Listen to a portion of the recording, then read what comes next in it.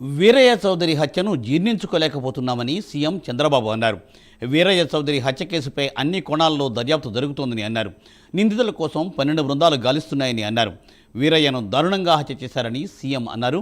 Party కోసం వీరయ్య చౌదరి చేసిన సేవలను చంద్రబాబు గుర్తు చేసుకుని కొనియాడారు. అన్ని కోణాల్లో ఆలోచిస్తున్నాను.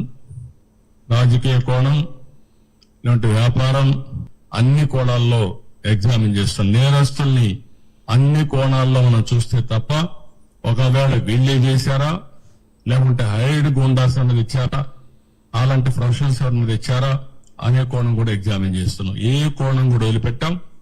నేను ఒకటే చెప్తున్నా, నేను ఇక్కడికి వచ్చి చూశానంటే వాళ్ళు గుర్తుపెట్టుకోవాలి, వాడు ఈ భూమిలో ఎక్కడ దాంకున్నా ఎక్కడున్నా వాడిని పట్టుకొచ్చే వరకు వదిలిపెట్టని మరొకసారి హెచ్చరిక చేస్తాను.